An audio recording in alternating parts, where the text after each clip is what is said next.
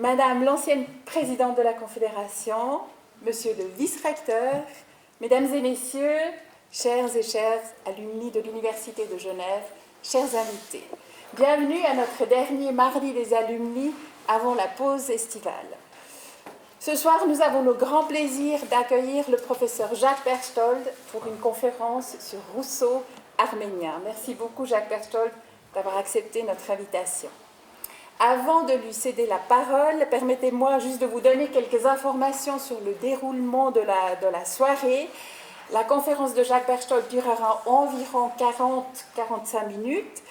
Elle sera suivie d'un temps d'échange d'une dizaine de minutes, donc pour vos questions. Et nous aurons ensuite le plaisir de nous retrouver autour d'un petit apéritif qui se déroulera juste à côté dans la salle sur votre droite. Peut-être une chose importante, il fait très chaud, donc n'hésitez pas à boire un peu d'eau. On a des verres et des carafes prévues à côté, donc à vous lever, même pendant la conférence de Jacques Berchtold, il est au courant. Il est tout à fait d'accord. Et puis comme petit jouet, je vois un éventail. J'ai quelques éventails de l'Université de Genève à vous donner. C'est un petit... voilà, un petit cadeau. J'en ai peut-être, vous devez vous les partager. Tous ceux qui sont preneurs. Merci.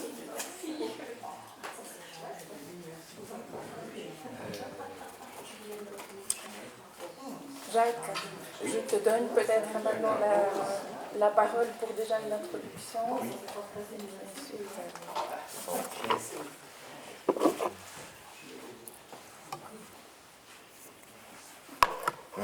Merci beaucoup. Oui. Madame la Présidente, vous tous, Monsieur le vice-recteur, ça sera un plaisir de donner cette conférence. Pour l'instant, je donne quelques éléments. D'abord, en effet, si vous voulez taper des pieds, dormir, aller vous abreuver, je préside la Biennale des Arts Inclusifs, Out of the Box, et nous avons instauré le mode relax, qui fait qu'il y a des panic rooms, si les gens ont des angoisses, vous pouvez faire vraiment tout ce que vous voudrez, vous ne m'étonnerez pas. Voilà. Une autre chose, je me permets de ce petit temps d'attente pour présenter cette œuvre d'art qui est redevable à un lithographe et graveur français, Villin, V-I-2-L-A-I-N, et ça arrive en bout de course. C'est déjà une œuvre du 19e siècle, donc l'image d'Épinal de Rousseau. Vous avez ici la scène représentée qui est ces moments qui étaient au fond beaucoup plus courts que ce que l'œuvre, l'importance accordée dans l'œuvre pourrait faire croire. C'est le séjour sur l'île Saint-Pierre, sur le lac de Bienne, raconté dans la 5e promenade, mais également raconté dans les confessions. Eh bien, on est en plein dans la période où Jean-Jacques Rousseau tient mordicus à son habit d'Arménien. C'est entre 1762 et 1767 qu'il le porte fidèlement. Vous avez ici une représentation recomposée de Rousseau qui herborise. Il est très influencé par quelqu'un qui était son aîné, Tournefort, un grand savant du Jardin du Roi à Paris, qui avait proposé des changements importants à la taxinomie de Carl von Linné, le grand savant suédois, et Tournefort avait été beaucoup herborisé en Arménie. Alors, Jean-Jacques Rousseau lit beaucoup Tournefort, bien sûr pour la botanique avant tout, mais aussi pour l'Arménie. Alors, ce qui est un peu amusant dans la recomposition de cette œuvre que possède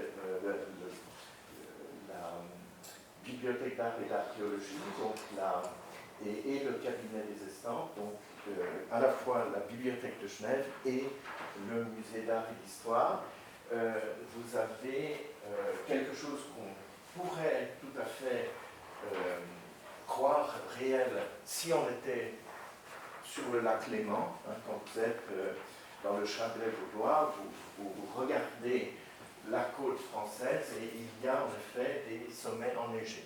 Disons que c'est plus une création pour le lac de Neuchâtel, le lac de Bienne, pardon, qui est un peu plus éloigné des Alpes.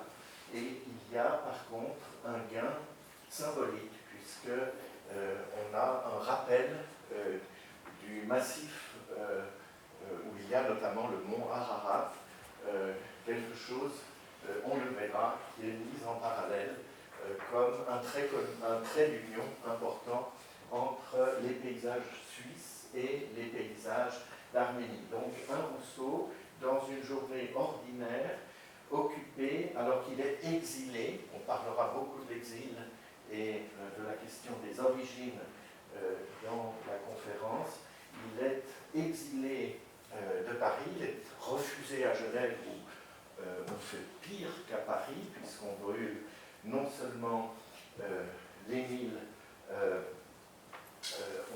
on brûle plusieurs de ses œuvres, le contrat social, et il doit trouver refuge dans une terre qui est protégée par le roi de Prusse, c'est-à-dire le duché de Neuchâtel. Il est chassé finalement de Motier et il a ce moment sur l'île de Saint-Pierre avant de partir en exil à Londres, hébergé par le philosophe David Hume. Donc ici, un Rousseau serein, paisible, lié à des éléments qui lui sont chers, à la fois les paysages impliquant de l'eau et d'autre part des montagnes. Son chien sultan est également un élément qui relève de la réalité. Il a dit un certain nombre de lieux communs, Jean-Jacques Rousseau, sur le fait que les chiens lui apportaient plus d'affection qu'il n'en a jamais reçu de la part des hommes. Oui, bienvenue, Madame l'ambassadrice. Bienvenue.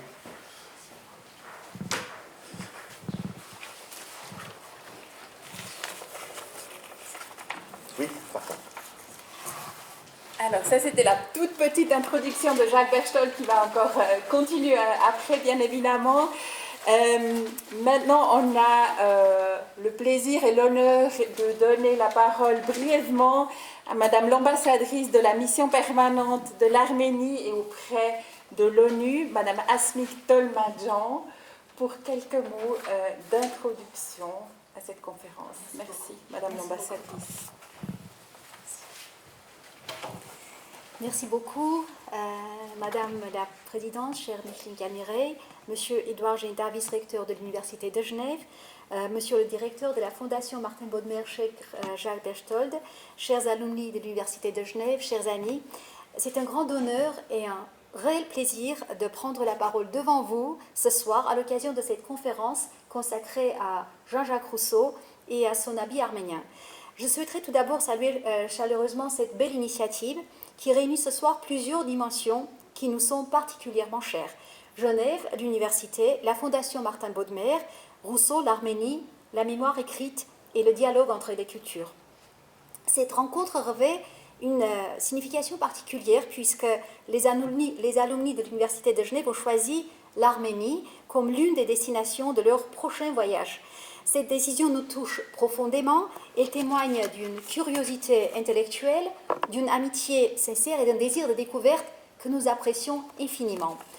Cette conférence est donc bien davantage qu'une évocation historique ou littéraire. Elle constitue déjà une première rencontre avec l'Arménie et à travers le regard singulier de l'un des plus grands Genevois. Car ce soir, nous découvrons un Rousseau parfois méconnu, Rousseau l'Arménien. Persécuté, condamné, contraint à l'exil, Rousseau adopte, à partir des années 1760, ce qu'il appelle lui-même l'habit arménien.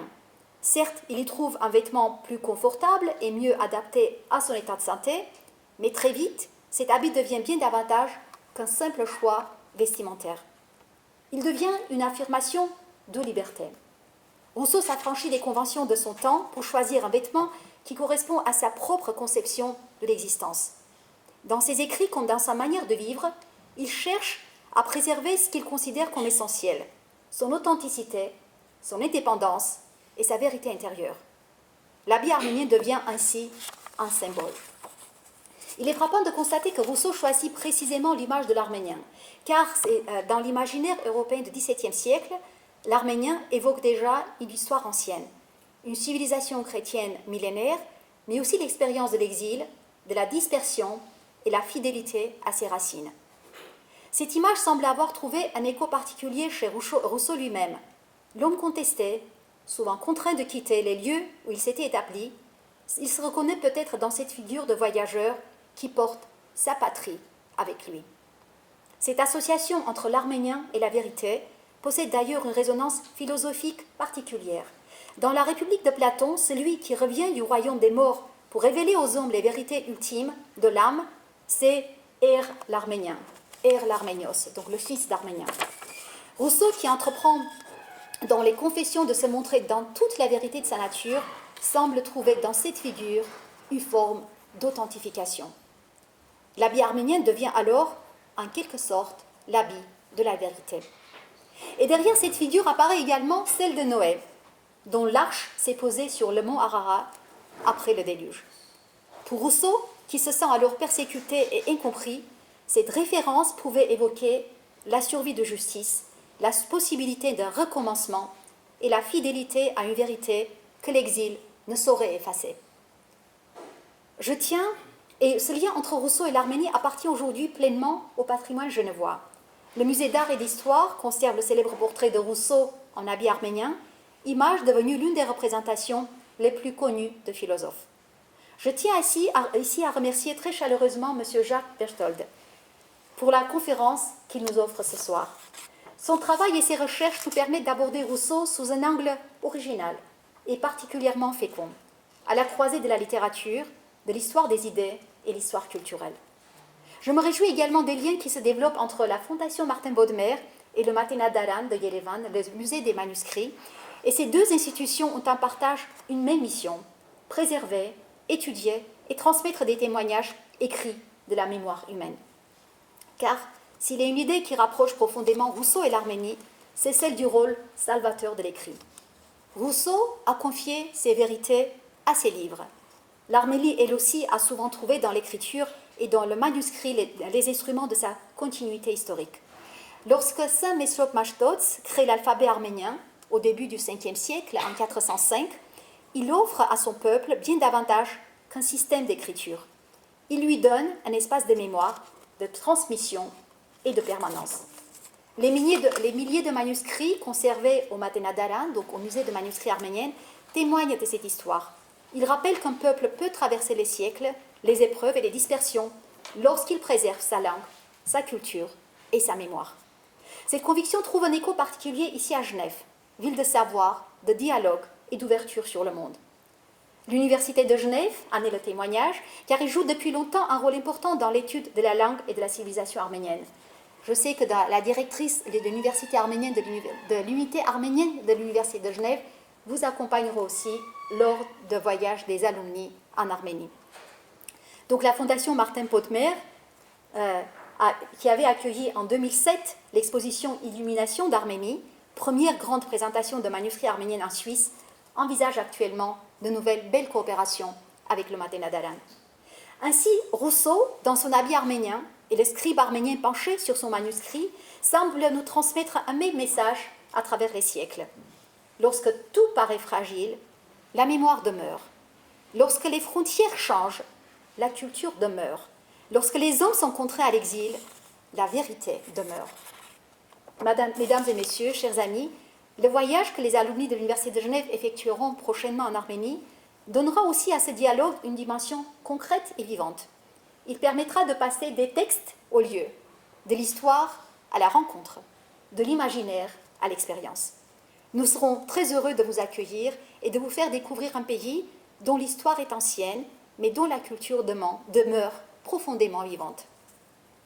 Je voudrais enfin rappeler qu'au-delà de la culture, ce sont aussi des liens humains qui se construisent aujourd'hui entre Genève et l'Arménie. À travers les universités, à travers les institutions culturelles, les chercheurs, les étudiants et les citoyens et les hommes d'État. bien sûr. Et j'ai une pensée particulière pour Madame Camiret. La diplomatie elle-même n'est au fond qu'une manière d'encourager ces rencontres, et vous pouvez la témoigner brillamment. De Rousseau à Charles Aznavour, à notre grande figure genevoise, cette fois-ci genevois d'adoption, ayant uni Genève et l'Arménie, qui a représenté l'Arménie à Genève et en Suisse, ces liens n'ont cessé de se renouveler. Ils témoignent d'une même volonté de dialogue, d'ouverture et de compréhension mutuelle. Je forme donc le vœu le plus cher que cette soirée contribue à renforcer encore cette amitié et qu'elle marque une nouvelle étape dans les relations entre nos peuples, qu'elle marque le début d'une nouvelle belle aventure entre Genève et l'Arménie.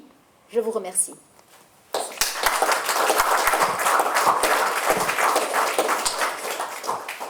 Merci beaucoup, Madame l'ambassadrice, pour vos mots.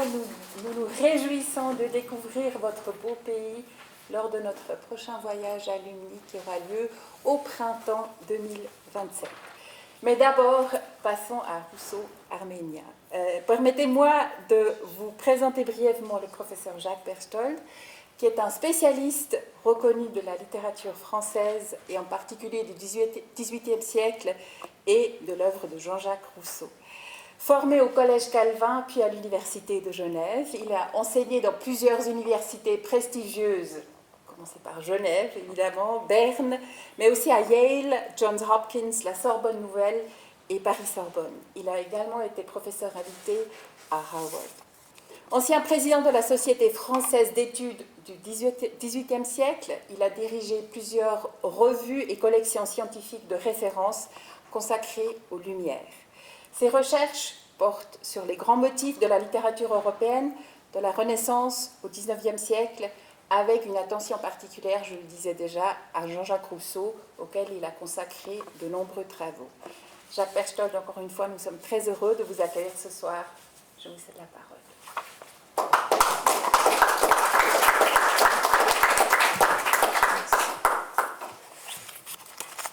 Merci beaucoup pour ces élogieuses présentations. Je ferai peut-être circuler parmi vous quelqu'un à qui je rends hommage. C'est une chercheuse en histoire de l'art, Tchake Matosian, qui est professeure à l'Université libre de Bruxelles. Et nous avons eu l'occasion de collaborer, d'une part en 2012, donc lors du colloque du tricentenaire, que les différentes Sorbonnes nous avions coordonné, Rousseau et le spectacle, avec toute cette dimension du spectaculaire, de la mise en spectacle de soi, de peut-être un Rousseau avant-gardiste dans le marketing d'images choquantes. Eh bien, Tchake Matosian, cette chercheuse, avait proposé de prendre ce sujet de la mise en scène de soi-même sous couvert de l'arménien. J'ai d'autre part participé au colloque de l'Université de Genève, cette fois en 2012, ami et ennemi de Rousseau, et de nouveau Tchake Matosian était venu ici proposer des réflexions sur Rousseau arménien. Enfin, j'avais été dans le comité de lecture d'une collection chez Drault, Bibliothèque des Lumières, où Tchake Matosian a donné la forme la plus large à son étude qui excède largement la pure histoire de l'art. C'est simplement pour dire que je proposerai des pistes d'interprétation inédites et nouvelles, mais je ne pars pas d'un terrain vierge et je fais volontiers passer parmi vous ces deux ouvrages. De mon côté, je commencerai ici par souligner à quel point il a compté au début, dès le début de son itinéraire, de sa carrière dans les lettres, et d'abord comme musicologue, une identification à Ovide, non pas l'Ovide triomphant, lui qui est avec Virgile le meilleur poète du siècle d'Auguste, mais Ovide persécuté, alors que Virgile va garder l'estime et tous les honneurs de l'empereur Auguste, voilà que Ovide est banni. Alors, on ne s'entend pas forcément sur les fautes qu'il aurait commises. Sans doute que l'art d'aimer a été jugé un peu leste dans ses descriptions sexuelles, mais il y a également, semble-t-il, des fautes de séduction auprès de femmes très proches de l'empereur lui-même. Bref, il a été condamné à l'exil et il va terminer ses jours en exil. Il va en souffrir infiniment et c'est notamment le recueil de poésie élégiaque, les Tristes, que Rousseau va connaître quasi par cœur et qu'il va intérioriser. Alors, le problème de l'exilé est quelque chose qui a été perçu par la recherche rousseauiste. Par contre, le fait qu'était peut-être pertinent deux exils, non seulement celui d'Ovide au 1er siècle après Jésus-Christ, mais également celui de Saint Jean Chrysostome, l'évêque de Constantinople, lorsqu'il est banni parce qu'il a une éloquence qui fait des jaloux. Il s'adresse aux simples, il donne des vérités percutantes et cela ne va pas plaire à ses collègues qui aimeraient que la caste des évêques et des archevêques se montre plus hautaine et non pas aussi critique sur les inégalités sociales. Alors, c'est à ce parallèle que je pense quand je vous dis que je vous propose une piste interprétative nouvelle. D'abord, le premier discours, et notamment j'avais eu le plaisir d'en proposer une édition.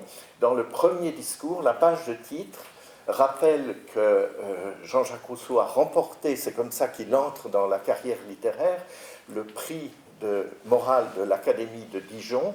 La question posée était répondez, est-ce que le progrès indéniable dans les arts et les sciences s'est vu confirmé dans le domaine de la morale et Jean-Jacques Rousseau, de façon extrêmement provocante, alors que l'idéologie venant de Paris impose de dire oui, les académies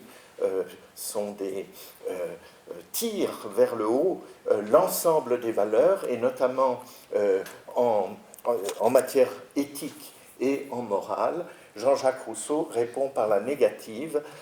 Il en est en fait du contraire absolu.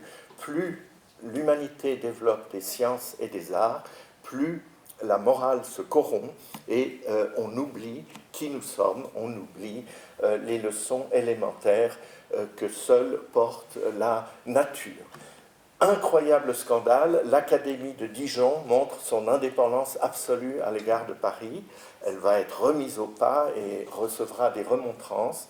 Elle prime, elle donne le prix à Jean-Jacques Rousseau, qui répond pourtant de façon extrêmement sceptique face au progrès de morale. Alors, c'est ça qui est intéressant, c'est que Barbarus hic ego sum quia non intelligor illis, ce vers des Tristes d'Ovide est repris ici et intériorisé par Jean-Jacques Rousseau. Ovide, le plus grand, le plus fin des poèmes lettrés de la latinité romaine, va se présenter par antiphrase comme barbare. Barbare, c'est moi qui le suis ici. Pourquoi ? Parce que je ne suis pas compris de cela. Les peuplades des Gètes, il est à Tomis, actuellement sur la mer Noire en Roumanie. C'était la City comme province romaine aux confins de l'Empire. Eh bien, personne, ni les Gètes, ni les Sarmates, ni les Scythes, ne comprennent le latin et lui qui a toute la culture la plus raffinée, il est tout seul, il n'est compris de personne, et il doit se résoudre à ce paradoxe. Ici, c'est moi qui suis le barbare, parce que personne ne comprend ce que je dis, je ne suis compris par personne. Alors, incroyable identification par Jean-Jacques Rousseau de ce vers, voilà qu'il il publie à l'adresse des élites de Paris, avec l'aura de ce prix inattendu de Dijon, son discours provocateur avec l'idée « ici c'est moi le barbare », sous-entendu moi le genevois non scolarisé, avec mon patois, etc., avec ma façon autodidacte d'organiser la pensée, c'est moi qui suis le barbare, parce que je ne suis pas compris de cela, il devrait accepter l'idée d'être dans un état de faiblesse, contrairement au statut de supériorité qui faisait le paradoxe de l'utilisation de la citation chez Ovide. Eh bien, pas du tout. Voilà que par une dialectique de l'authenticité, de la simplicité, de la sincérité, Jean-Jacques Rousseau demande de renverser les choses. Je suis dans une hauteur morale qui fait que je ne suis pas compris de ceux-là, et l'équivalent des Gettes, des Scythes et des Sarmates modernes, c'est les élites mondaines parisiennes. C'est ce petit Genevois qui a l'intuition dans le cœur de vérité essentielle et qui aimerait renverser tout l'édifice de la hiérarchie, de la pensée triomphant à Paris. Donc, une identification à la condition essentielle d'exilé qui était celle d'Ovide, avec le même paradoxe d'être en porte-à-faux complet par rapport à l'entourage. C'est là que je voudrais solliciter l'exemple complémentaire. Je le fais volontiers parce qu'il est de tradition dans la recherche universitaire, dans le jeu des mises en parallèle, de comparer l'exil d'Ovide à Tomis, actuelle Roumanie, à l'exil de l'archevêque de Constantinople, le patriarche Saint Jean Chrysostome, envoyé parce qu'il est en disgrâce, perdre tout son pouvoir et séjourner de façon extrêmement pénible dans ce qui est le district de l'Arménie mineure, dans la terminologie du découpage politique du monde de la romanité latine. On le voit ici emmené en exil. Voilà une autre représentation bien plus tardive, contrairement à Ovide qui crée un recueil de poèmes, les Tristes ou les Pontiques. C'est également des lettres, ce sont des lettres qu'écrit Saint Jean Chrysostome, simplement cette fois ces lettres sont réellement adressées. Voilà qu'il va renverser la disgrâce qui lui tombe dessus et trouver dans la simplicité, dans la perte des honneurs, lui qui était responsable de la gestion de toute la liturgie compliquée de l'Église de Constantinople, va trouver dans la simple condition d'une personne condamnée à fouler la terre d'Arménie des vérités supérieures. Donc de nouveau un rebondissement dialectique, c'est notamment la proximité du lieu du premier paradis, celui d'Adam et Ève, mais également la proximité de la seconde chance, c'est-à-dire au bout de 8 générations, Dieu, dans la Genèse, qui est attribuée à l'époque à l'écriture de Moïse, Dieu, dans la Genèse, constate que l'ensemble de la population est devenue méchante et qu'il faut l'anéantir, à l'exception d'un seul qui mérite de survivre, Noé, avec ses 3 fils et toutes les épouses, c'est-à-dire il s'agit de 8 personnes dans l'arche qu'il est chargé de construire. Donc on rencontre ici, et c'est la thèse fondamentale de ma conférence, une forme par la mythologie biblique, par les fondamentaux de la chrétienté, on rencontre une analyse qui convient tout à fait à celle, laïcisée cette fois, que élabore Jean-Jacques Rousseau pour expliquer que l'on a fait depuis l'origine que s'éloigner du bien, que l'on on s'obstine à s'enfoncer dans le mal, et qu'au fond, c'est de se décharger de toutes sortes de faux honneurs. De Saint Jean Chrysostome, dont le mot veut dire bouche d'or, va beaucoup parler de l'ordure par opposition au faux or qui sont les fausses valeurs. Voilà que dans cette situation d'exil, il va retrouver l'authenticité, la sincérité, la simplicité au contact d'une vie contrainte à être élémentaire. Alors, ce sont 238 lettres qu'écrit Saint Jean Chrysostome en exil, et l'on a beaucoup comparé. Ovide, analysant la propre déstructuration de sa personnalité, en condition de bannissement qu'il vit comme une mort lente, et au contraire, un Saint Jean Chrysostome qui se grandit dans cet exil infiniment pénible, puisqu'on est chargé de lui mener la vie dure, et c'est comme ça qu'il va mourir. En 407, il va mourir en exil du fait des mauvais traitements de ses geôliers. Eh bien, en dépit de tout ça, il accède à des vérités que lorsqu'il était sur son trône d'archevêque à Constantinople, il n'envisageait même pas. Alors, je vous le disais, il est dépourvu de tout, Saint Jean Chrysostome, sauf de quelque chose qui est un gain paradoxal, c'est que la terre d'Arménie est la terre qui porte un exemple dont la mémoire perdure et qui est un exemple consolateur. On est sur la terre même qui a vu où est situé le premier paradis d'Éden, celui de la faute d'Adam et Ève, et c'est dans le voisinage immédiat, dans un périmètre extrêmement étroit, qu'on a le mont Ararat, où la tradition s'accorde à situer,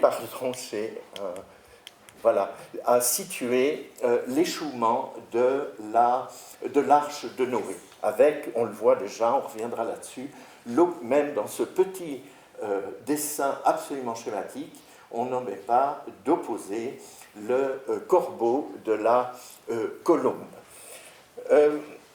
Donc, quelle trace a-t-on du lien de Jean-Jacques Rousseau avec Saint Jean Chrysostome? Il faut se situer ici à Venise, après Paris, où il a séduit un certain nombre de grands personnages. Il va être nommé secrétaire de l'ambassade de France, et c'est nous, ici, les Genevois, qui avons déposé cette plaque de commémoration sur le palais Malpiero, qui est toujours debout, et que l'on peut aller le voir. Il était là, il a été horriblement malheureux au service de cet ambassadeur, Monsieur de Montaigu, qui l'a véritablement persécuté. Sa consolation était de se rendre aussi souvent que possible au théâtre Saint-Jean Chrysostome, qui était nommé comme ça par métonymie, parce qu'il était voisin de l'église Saint-Jean Chrysostome. Donc c'est le théâtre, mais c'est bien de l'opéra que l'on joue et de la musique symphonique, Grimani, et qui est toujours nommé Saint Jean Chrysostome, et Jean-Jacques Rousseau simplifie même dans le texte de ses Confessions, il ne parle que du théâtre Saint Jean Chrysostome. Alors voilà le trajet, je me suis amusé à le reconstituer. Donc le palais de l'ambassade de France, et que l'on aille à pied ou que l'on prenne un bateau, ça n'est pas si loin. Et Jean-Jacques Rousseau raconte que dès que l'occasion s'en présentait, il allait se consoler de la dureté de ses conditions de travail en écoutant de la musique. Maintenant, c'est là qu'il aura une sorte de éblouissement, d'illumination qui ressemble très fort à une conversion. Je vous dis, mon opérateur majeur, c'est ici l'idée de la transposition dans la laïcisation de modèles qui, au départ, appartenaient à la mythologie chrétienne. Qu'est-ce qu'était un éblouissement et une conversion? Vous connaissez celle majeure de Saint Paul, qui tombe de cheval et qui alors va passer de persécuteur des chrétiens à prosélyte des chrétiens, à chrétien lui-même. La conversion de saint Augustin dans le jardin de Milan, lorsqu'il tombe sur 2 vers écrits en ouvrant au hasard les Écritures. Eh bien, la conversion de Jean-Jacques Rousseau, elle se joue de façon très frappante. C'est quelque chose qui est très important dans sa vie, du passage d'une estime pour la musique italienne comme de la musique française. Il est endoctriné pour le croire. Cette musique a vocation universelle, c'est une musique rationnelle, c'est une musique qui est universelle, qui convient à tout le monde, et ceux qui ne l'apprécient pas devraient faire des progrès. Et au contraire, la musique italienne est dépréciée comme multipliant les virtuosités, les rossignolades, comme on disait, et faisant appel à des procédés contre nature, notamment le service des castrats.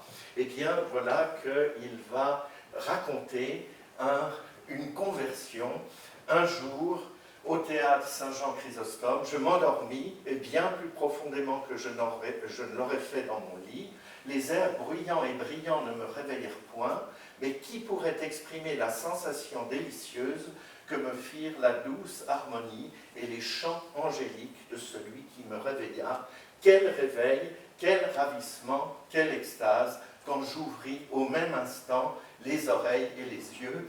Ma première idée fut de me croire en paradis. Donc on a, de façon, je le reconnais, atténuée, les chants angéliques, je me crois en paradis, il y a l'adjectif divin également, on a quelques traces résiduelles de ce qui est ailleurs dans des textes modèles, les signes lexicaux très forts d'un récit de conversion, cette fois religieuse. Donc, ce qui me frappe, c'est que le patronyme qui est ici présent, c'est Saint Jean Chrysostome.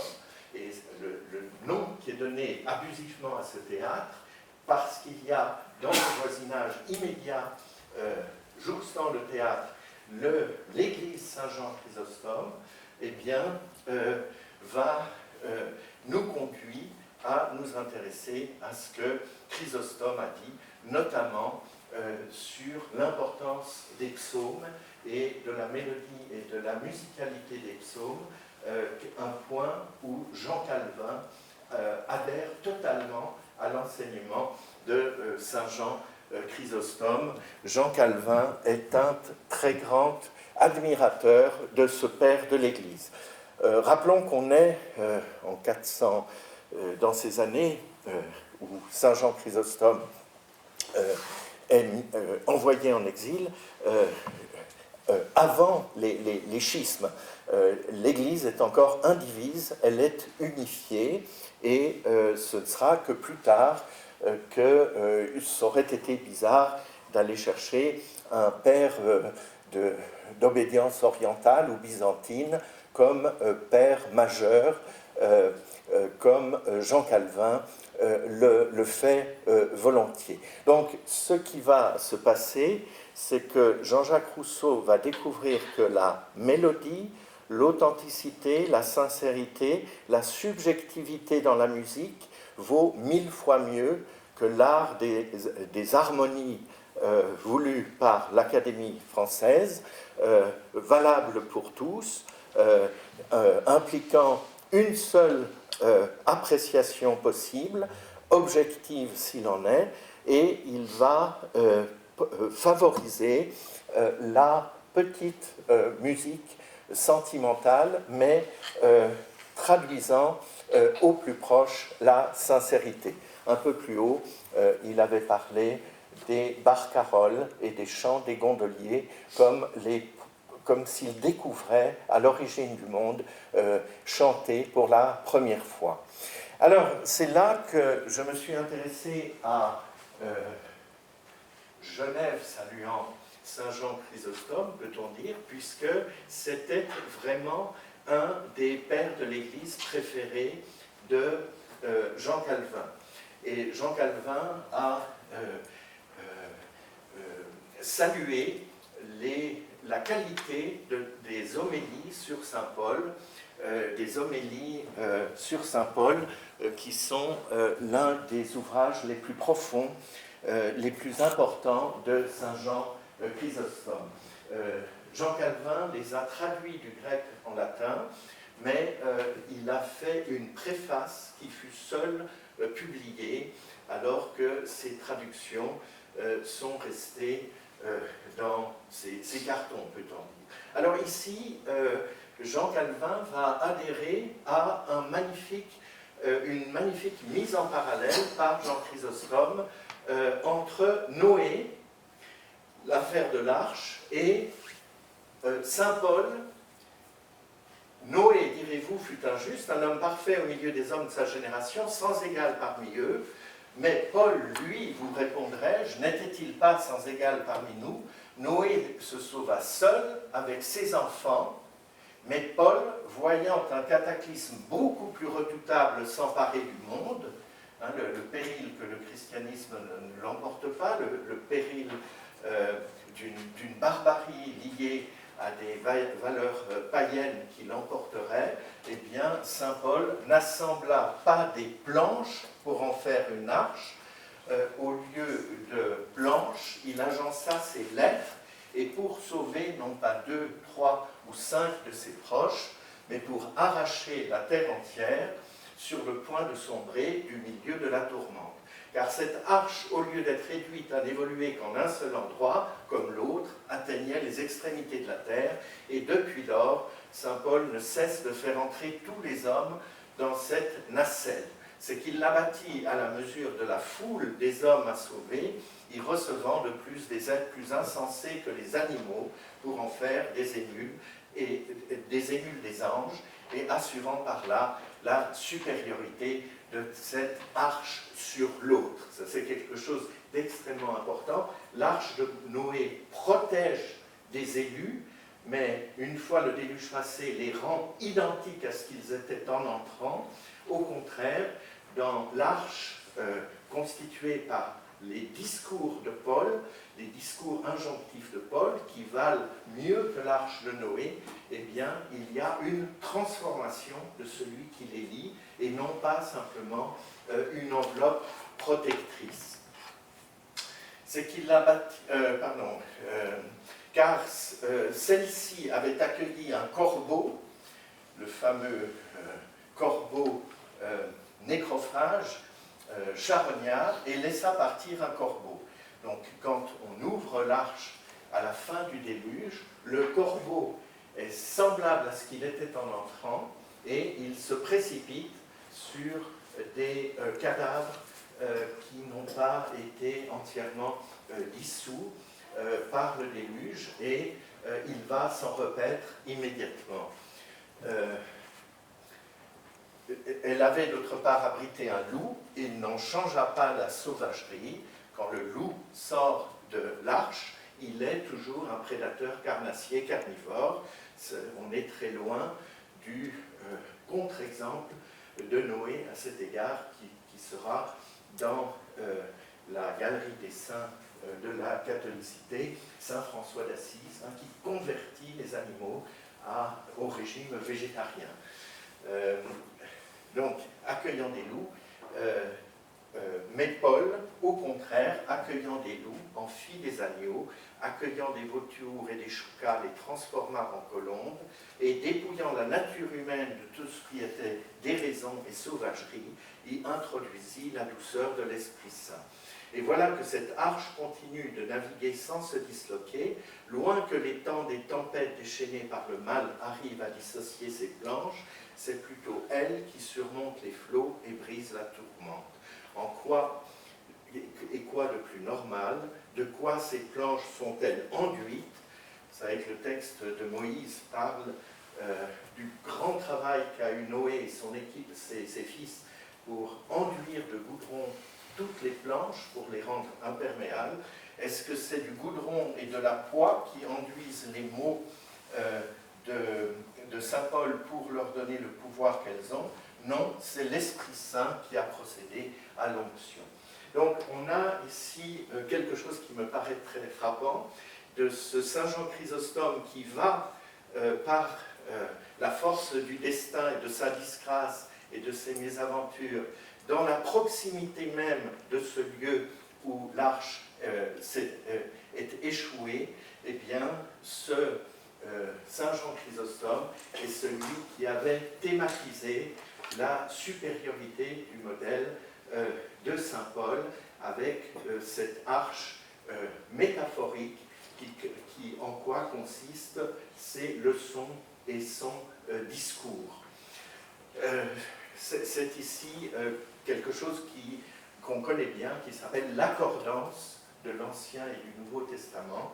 Par exemple, Noé, avec son arche, est beaucoup plus volontiers comparé au Christ avec sa croix. Dans les deux fois du bois, et dans une fois, c'est un salut à petite échelle qui est obtenu, alors que la croix du Christ va avoir un effet tout différent.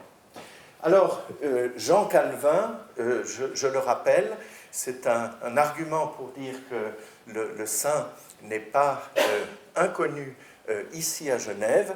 Je rappelle qu'on a pu établir que le jeune Jean-Jacques Rousseau, jusqu'à l'âge de 16 ans, faisait ce que tout Genevois faisait ou devait faire, c'est-à-dire assister 2 fois par semaine au minimum au culte.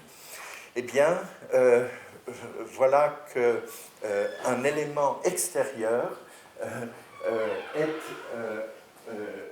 vient corroborer en quelque sorte cette proximité et cette inclination pour Jean-Jacques Rousseau à s'intéresser à Saint Jean Chrysostome. Voilà que Rousseau, ce sont ses ennemis qui le découvrent, mais Jean-Jacques Rousseau est surdoué pour retourner des injures pensées comme telles pour le calomnier et l'accabler et en faire un levier pour quelque chose de positif. Que voulait dire Chrysostome? C'était Chrysos, l'or, stoma, la bouche, c'était bouche d'or. Os, c'est donc la bouche, le visage en latin. Aureus, c'est doré. Si vous prenez l'anagramme parfait du nombre de Rousseau, vous obtenez le nom de Chrysostome. Voilà, alors c'est paru en 1561, cet ouvrage tout à fait dans la veine de Voltaire. C'est un ouvrage qui dénie à Jean-Jacques Rousseau l'invention originale de son roman qui est le best-seller absolu du XVIIIe siècle, La Nouvelle Héloïse. Cette pièce de théâtre l'accuse d'avoir tout piqué à un manuscrit allemand d'Isaac Rabener, évidemment que c'est une pure calomnie. Vous savez que c'était aussi une façon pour Voltaire, une façon courante de se protéger lui-même, que de dire Candide, traduit d'un manuscrit allemand du docteur Ralph, c'est quelque chose qu'on connaît assez bien. Mais dans ce cas, c'est malveillant, et Jean-Jacques Rousseau peut se targuer qu'un élément reste objectivement indéniable, c'est que son nom, l'agitation des lettres de son nom révèle des accointances avec le grand Saint Jean Chrysostome. Voilà. Alors, une chose qui était quand même très courante pour quelqu'un qui, comme Rousseau, mettra au centre de son épistémologie, de son anthropologie, de son système philosophique et politique, la question de l'origine, la bonté originelle au contact de la nature, voilà qu'il est entouré, à Venise en particulier, de cette accordance des deux paradis. Ici, c'est une église du XIIe siècle à Palerme, alors que les Normands viennent de chasser les Ottomans. Il y a eu édification de magnifiques fresques de mosaïques. Vous avez toujours le premier jardin d'Éden, le premier paradis, et la seconde chance, quand la famille de Noé procède à l'échouement de l'arche, et qu'il y aura en quelque sorte une chance que la catastrophe qui s'est passée dans le premier paradis ne se reproduise pas avec cette chance donnée à la famille de Noé de repeupler la terre. Tout ça se passe en Arménie. L'origine est à chercher du côté de l'Arménie. Dans le cas de la chute, ça se passe très mal. La postérité est malsaine. Dans le cas de Noé, ça ne sera pas très différent. Rappelons vigoureusement que Jean-Jacques Rousseau est un chrétien atypique qui ne croit pas une seconde au péché originel. Il n'a jamais souscrit à ce dogme du péché originel quand il a été confortable dans le protestantisme et quand il a été confortable dans le catholicisme. Il n'a jamais souscrit au péché originel. À l'origine, il y avait les leçons de la nature qui ne ment jamais et qui est bonne, et c'est parce qu'on s'éloigne de la nature sous l'effet, malheureusement toujours confirmé, de l'homme avarié par l'homme, par la sociabilité qui est vicieuse, que l'on s'éloigne de la proximité de ces leçons de la nature.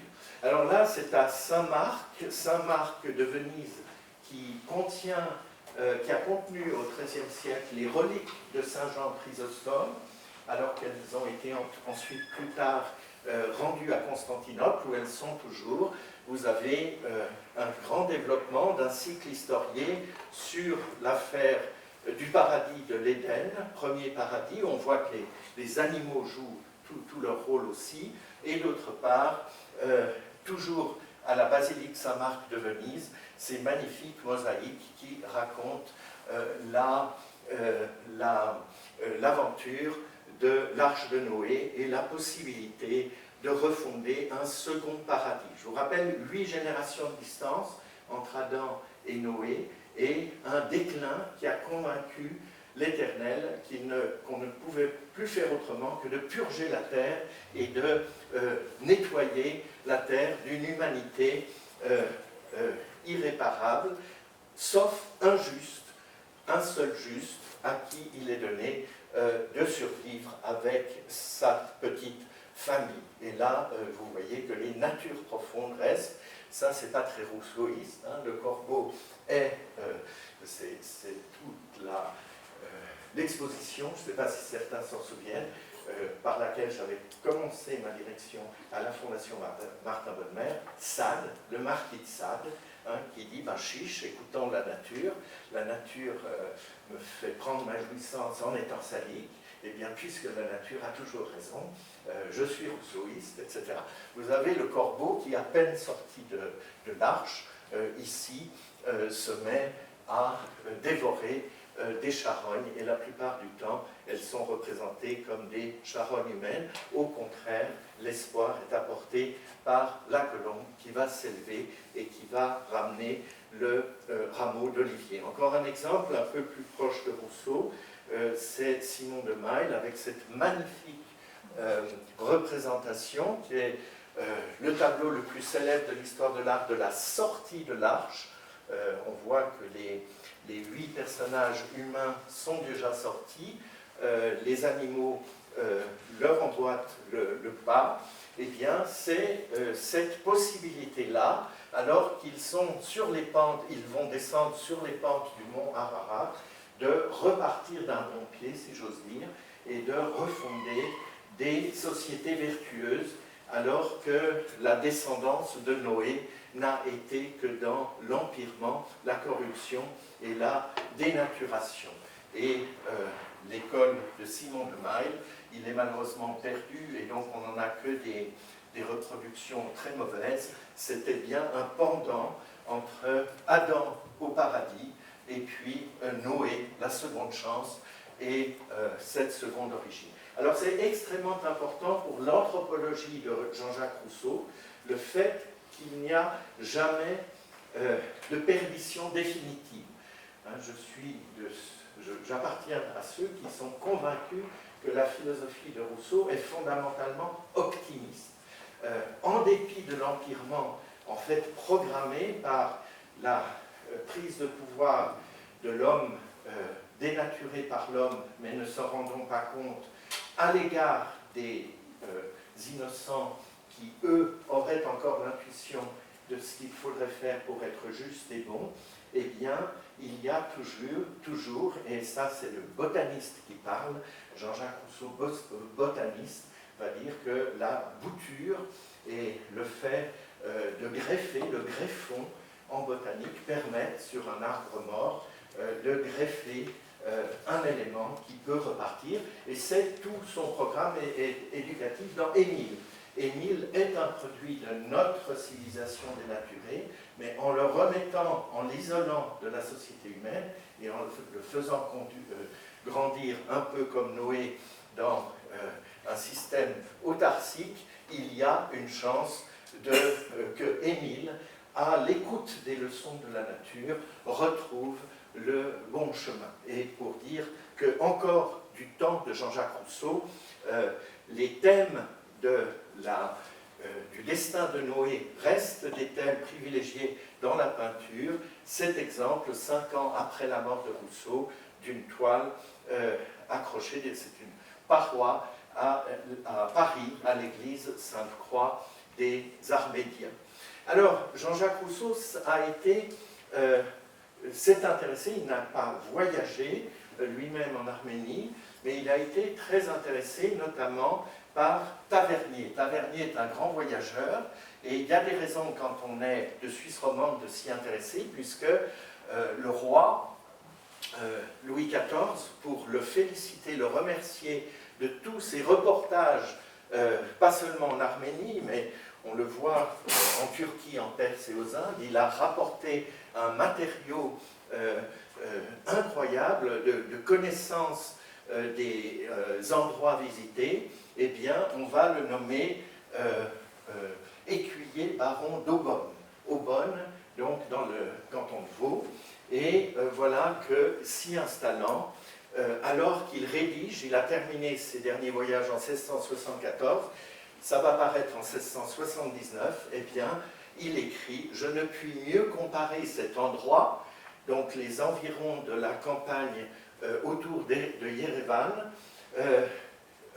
soit pour ses vallons et ses rivières, soit pour la qualité du terroir, qu'à cette belle portion de la Suisse qu'on appelle le pays de Vaud. » J'ai gardé l'orthographe de l'époque, et c'est donc assez étonnant que ce baron d'Aubonne dit soit vous pouvez aller voir vous-même ces lieux extraordinaires qui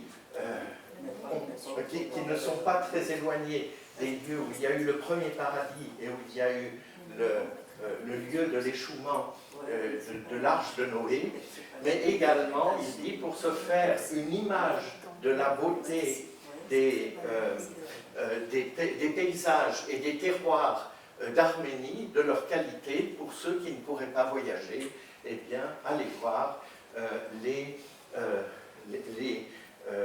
côtes les côtes nord du lac Léman, le pays de Vaud, et toute cette partie du plateau de la Suisse romande. Alors, Tavernier est un grand modèle, c'est une lecture de chevet pour Rousseau. Tavernier va un peu poser en oriental, et ça lui réussit bien, donc on pourrait dire qu'il y a là aussi peut-être une émulation. Jean-Jacques Rousseau voudra être l'arménien comme Tavernier a choisi l'excentricité de garder un costume oriental, mais en tout cas, Tavernier, revenant de ses voyages, a confirmé la croyance traditionnelle de l'arche sur le sommet élevé, et il a dit qu'il avait tenté l'ascension lui-même et qu'il avait vu un certain nombre d'ermites qui attestaient qu'il y avait bien encore l'arche de Noé sur les sommets de l'Ararat, mais qu'il était sacrilège de monter plus haut. Alors, Tavernier a fait grand cas du monastère de Corvira, qui est quelque chose, et là c'est le côté teasing pour le voyage en Arménie qu'on va faire, parce qu'on ne va pas manquer de passer par là. Donc j'y étais au mois d'août avec un immense bonheur. Vous êtes dans ce monastère, l'un de ces monastères qui conservait des manuscrits autographes, des manuscrits des tout débuts du christianisme, et qui sont, par mesure de sécurité, centralisés dans la bibliothèque du Matenarahan à Yerevan. Mais il reste que la visite de ces monastères est absolument quelque chose de formidable. Voici la carte que fait figurer Tavernier dans son ouvrage, et pour cette carte, il se montre moderne dans le sens où il n'impose pas la superposition des lieux où il y aurait le paradis. Voilà un autre grand auteur qui était une autorité, Huet, traité de la situation du paradis terrestre. On est là chez un ecclésiastique qui croit absolument qu'il faut prendre le livre mosaïque au sérieux et qui va le chercher. On voit ce très beau frontispice où le vieux sage cartographe et géographe enseigne à quelqu'un qui est une très bonne élève de géographie, voilà où était le paradis. Et cette carte est inspirée des leçons de Huet par un Allemand, carte de la situation du paradis terrestre. Le grand argument, c'était 4 fleuves qui semblaient correspondre à la description qui est donnée dans le début de la Genèse, que le paradis terrestre se situait à l'origine de 4 fleuves à la fois. Alors, c'est l'encyclopédie ou dictionnaire raisonné des sciences, des arts et des métiers qui est la grande entreprise du siècle des Lumières. C'est une entreprise, Jean-Jacques Rousseau s'y réfère toujours, il la lit, c'est lui qui a emmené, il était collaborateur de l'encyclopédie, il a rédigé 400 articles de musicologie, et quand il est revenu en 1754 à Genève, c'est lui qui a apporté et qui a fait cadeau à la bibliothèque des Bastions d'un exemplaire des premiers tomes.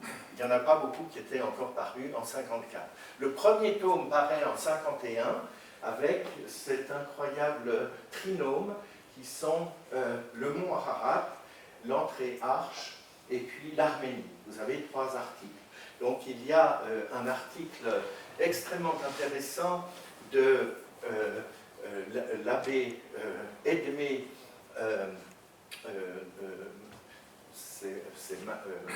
Massel, pardon, qui a rédigé cet article et donc il fait la synthèse dans l'entreprise co-dirigée par Diderot et d'Alembert, deux esprits vraiment des Lumières qui aimeraient aller plus loin que le dictionnaire critique de Pierre Bayle dans l'examen critique de ce qu'on peut considérer comme des légendes ou des croyances. Eh bien, il prend en considération des ouvrages depuis le XVIIe siècle. Ici, c'est un très grand géomètre qui a fait une dissertation sur l'arche de Noé à propos de sa forme et de sa capacité et comment, quelle dimension donner et quelle organisation interne donner à l'arche de Noé pour que la survie d'une telle ménagerie soit possible. Voilà de Lepelletier, un élève de Butéo qu'on appelait en français Jean Borel, qui va apporter des nuances dans un ouvrage remis à jour. Et on est là au XVIIIe siècle avec des dissertations ergotant sur les tailles, les salles de l'arche de Noé, y a-t-il des hublots ou pas, etc. Et ce voyageur, les récits de voyage sont pris au sérieux autant que ceux des géomètres et des géographes. Voilà les voyages de Jean Struys qui sont assez importants parce que Struys porte le témoignage qu'il a lui-même tenté de gravir le mont Ararat pour aller voir de ses propres yeux la carcasse de l'arche de Noé, mais qu'on lui a expliqué qu'il y avait un effet miraculeux. La montagne était protégée par la présence permanente de nuages qui étaient le signe que l'on faisait un sacrilège, que l'on commette un sacrilège en franchissant. Donc, il y a des ermites qui s'autorisent, eux, à être au-delà des nuages et qui descendent aux voyageurs. C'est ce dont témoigne Struys. On lui a descendu des bouts de bois qui ont appartenu à l'arche. Mais en tout cas, c'est un très grand voyageur qui est lui aussi pris très au sérieux. Et puis Tournefort, terminons par Tournefort, donc ce très grand botaniste au service du Jardin du Roi, aujourd'hui Jardin des Plantes à Paris. Eh bien, Tournefort est mandaté par le roi pour aller parcourir, pour aller herboriser et rapporter des échantillons de botanique. Alors lui aussi raconte son témoignage de ce qui lui est arrivé. Alors lui reste le plus sceptique, c'est-à-dire qu'il dit « on m'a empêché de monter, on veut me faire croire que l'arche y est toujours, j'émets les plus grands doutes, etc. Il est bien dans l'esprit des Lumières. » C'est pour dire que l'encyclopédie fait un répertoire de tous ces sons de cloche, de tous ces témoignages, qu'ils soient pour la confirmation du dogme de l'Église comme quoi l'arche de Noé y est toujours, ou bien Tournefort étant ici, dans l'encyclopédie, hébergé comme l'esprit le plus sceptique. Et précisément, vous voyez qu'il faut revoir l'idée que l'encyclopédie, ce ne sont qu'une clique de matérialistes athées radicaux et prosélytes. On a donné à l'abbé Edmé Mallet sa chance de faire un article équilibré sur cette histoire de la présence ou non de restes archéologiques de l'arche de Noé aujourd'hui en haut du mont Ararat. Voilà une carte qui a beaucoup de succès également, qui est largement citée par l'article de l'encyclopédie. C'est le fameux bénédictin Don Calmet qui a écrit des livres entiers de commentaires de la Bible, de commentaires positivistes de la Bible. Et voilà une de ces cartes où il dit il n'y a pas à discuter, c'est là qu'était le paradis. Et puis, vous avez le mont Ararat qui, au fond, appartient lui-même au périmètre du premier paradis. Il n'y aurait même pas un petit déplacement. Ararat aurait été déjà à l'intérieur du périmètre avec ces fameux 4 fleuves, le Tigre, l'Euphrate, l'Euphrates et l'Arax, qui semblent être la preuve du discours de Moïse. Le paradis terrestre a été au centre du monde et les 4 points cardinaux étaient symbolisés par 4 fleuves qui en sortaient. Un dernier exemple extrêmement frappant du temps de Rousseau, c'est Athanase Kircher. Nous avons fait fond dans notre exposition Guerre et paix, si vous vous en souvenez, de son livre, de l'exposition Les routes de la traduction de Barbara Cassin, l'ouvrage monumental qu'il avait consacré à la tour de Babel. Donc là aussi, c'est quelqu'un, un jésuite, qui est à Fulda, évêque de Fulda, qui se pose des questions à la fois avec des critères scientifiques, mais qui quand même veut prouver la véracité de l'écriture en fin de compte. En tout cas, les livres de Kircher, quoi qu'il en soit, bénéficient d'une iconographie élaborée et soignée, et c'est ces livres qui sont pourtant de 1675 qui vont donner l'iconographie de l'Arche de Noé pour toute la suite. Ici, vous avez notamment cette Bible en latin de Don Calmet avec un supplément qu'on peut déplier qui est presque à la mesure de l'arche elle-même, mais c'est également en 1777 le supplément de planche de l'encyclopédie qui reproduit encore les planches de Athanase Kircher. C'est pour vous dire que les débats étaient vifs, que Jean-Jacques Rousseau, quand il vit ce qui est central pour lui, c'est d'élaborer cette condition philosophique de la priorité accordée à la question de l'origine, eh bien, va être entouré d'une riche documentation qui montre qu'était actuel le débat sur les origines des 2 paradis qui successivement ont été le paradis d'Adam et Ève et le paradis. Alors, je termine rapidement parce qu'on me fait des grands signes. Il y avait donc l'origine, à quel point ça a frappé Rousseau, on peut le voir ici, discours sur l'origine et les fondements de l'inégalité parmi les hommes, avec une très belle épigraphe empruntée à Aristote. Ce n'est pas dans les gens dépravés, ça convient à Rousseau, ce n'est pas dans l'homme de l'homme, comme il l'appelle, qu'il faut chercher les vérités, c'est chez ceux qui se conduisent bien selon la nature, et c'est chez eux qu'il faut considérer ce qui est naturel. C'est une sorte de motto pour Jean-Jacques Rousseau: bazardons tout ce qui a été construit de façon toxique et avariée par l'homme de l'homme, et retournons, si faire se peut, et je vous démontre que c'est possible, à l'homme de la nature.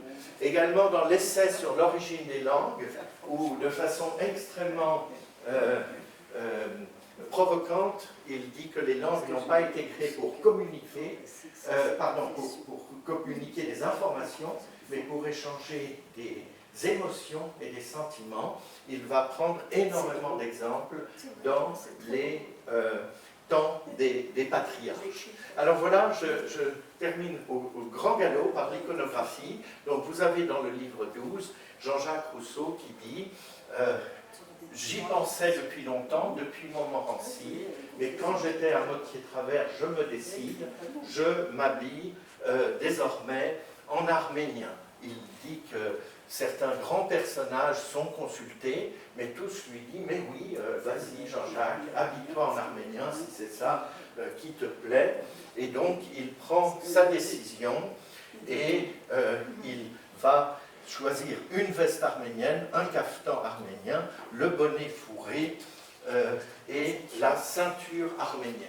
Et muni de tout ça, il va à l'église, il est admis par le représentant de sa puissance tutélaire qui est le roi de Prusse à Neuchâtel, et on a ici une édition tardive illustrée des confessions. Alors voilà, pour terminer, 1765, le premier portrait qui fait date, cette gravure de Jean-Baptiste Michel qui est conservée à la bibliothèque de Genève, le grand portrait de Ramsay qui est pris sur le modèle quand Rousseau est en exil en Angleterre, et la déclinaison en gravure qui se vendent partout très bien, et Jean-Jacques Rousseau est particulièrement furieuse à l'égard de cette gravure, pensant que ça le noircit et que ça le calomnie, que ça montre de lui un être malfaisant, alors qu'il préférait le portrait solaire de la tour. Enfin, ici, le très beau portrait de Lyotard. Il y en a plusieurs versions, mais celui que j'ai eu la chance de voir, c'est à l'abbaye de Chalice, ou près du parc d'Ermenonville. Et ce portrait a une énorme fortune littéraire. C'est un Rousseau avenant, souriant, en sérénité, pas du tout celui de Ramsay, qui est décliné en 1822, lorsque commence un mythe à propos de Jean-Jacques Rousseau, prophète et père de la Révolution française. Le voilà repris, le Lyotard, par François Gérard, et grande commercialisation de portraits de Rousseau en arménien sous forme de gravures tirées à plusieurs exemplaires. Et puis, on termine sur celui-là, 1830, on est vraiment dans la vérification, la solidification d'une image d'Épinal. Voilà l'ami de l'homme et l'ami du retour à la nature, Jean-Jacques Rousseau, herborisant et étant au fond au plus proche de son identité la plus profonde, en étant habillé en arménien. C'est bien la leçon que veut nous donner Jean-Jacques Rousseau. L'Arménie est en quelque sorte un réservoir d'indices et de marqueurs de l'origine. Il pense, Jean-Jacques Rousseau, qu'il faut s'attacher à l'origine. Il sait qu'il est en contradiction avec l'ensemble de la communauté humaine qui l'entoure, et lui-même sait de façon certaine qu'il porte au fond du cœur l'intuition de ce qui devrait faire le bonheur de l'homme, et c'est pour extérioriser, pour manifester par le costume cette différence qu'il va s'habiller en arménien. On retrouve ici le thème de l'exil d'Ovide, on retrouve le thème de l'exil profitable de Saint Jean Chrysostome. Jean-Jacques Rousseau est un exilé parmi nous, et la marque de cette différence, c'est le fait d'arborer cette singularité vestimentaire qui le rattache à la patrie des origines par excellence, qui est l'Arménie. Je vous remercie.